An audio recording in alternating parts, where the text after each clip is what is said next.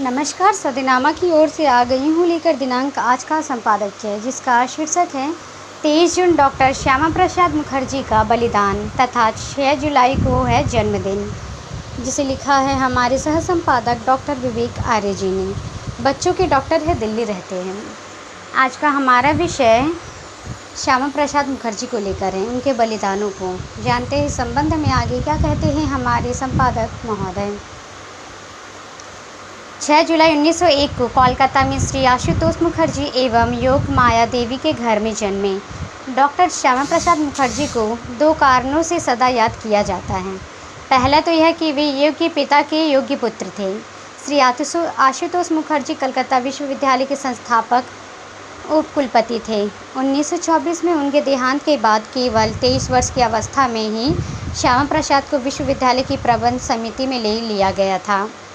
33 वर्ष की छोटी अवस्था में ही उन्हें कलकत्ता विश्वविद्यालय के उप कुलपति की उस कुर्सी पर बैठने का गौरव मिला, जिसे किसी समय उनके पिता ने विभूषित किया था। 4 वर्ष के अपने कार्यकाल में उन्होंने विश्वविद्यालय को चौमुखी प्रगति के पथ पर अग्रसर किया। भारतीय संविधान का कलंक धारा 370 अब हट चुकी है। इसी धारा के कारण कश्मीर आतंकवाद का केंद्र बना। इसी धारा के कारण 7 लाख से अधिक हिंदू, जिसमें बहुसंख्यक दलित हैं, आज तक विधानसभा और पंचायत में मतदान नहीं कर पाए।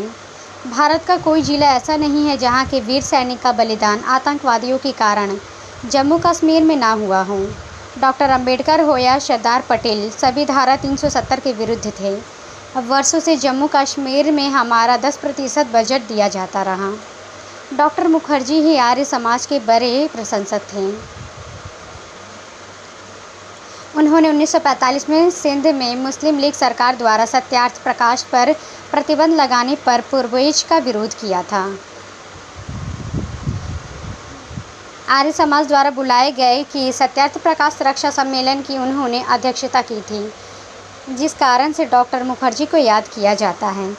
वह है जम्मू कश्मीर के भारत में पूर्ण विलय की मांग को लेकर उनके द्वारा किया गया सत्याग्रह एवं बलिदान।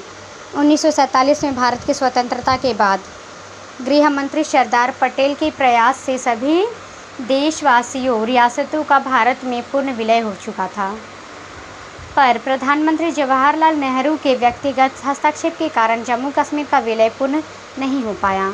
उन्होंने वहां के शासक राजा हरि सिंह को हटाकर शेख अब्दुल्ला को सौंप दिया था। शेख ने जम्मू कश्मीर में आने वाले हर भारतीय को अनुमति पत्र लेना अनिवार्य कर लिया।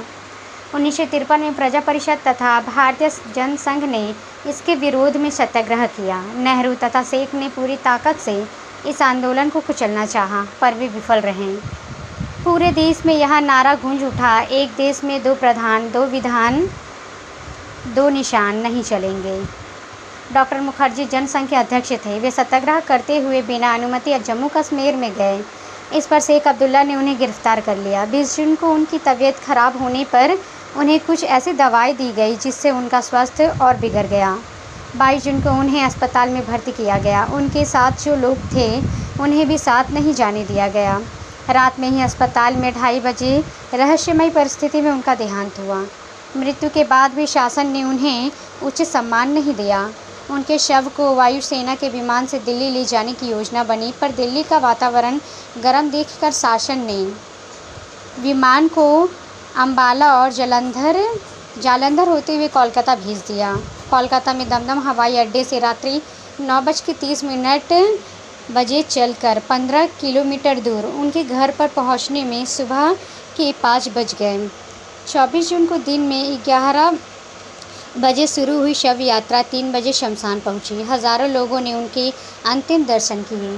तो ये था दोस्तों हमारा आज का संपादकीय। कल फिर लौटेंगे एक नए विषय, एक नए संपादकीय के साथ। तब तक के लिए नमस्कार।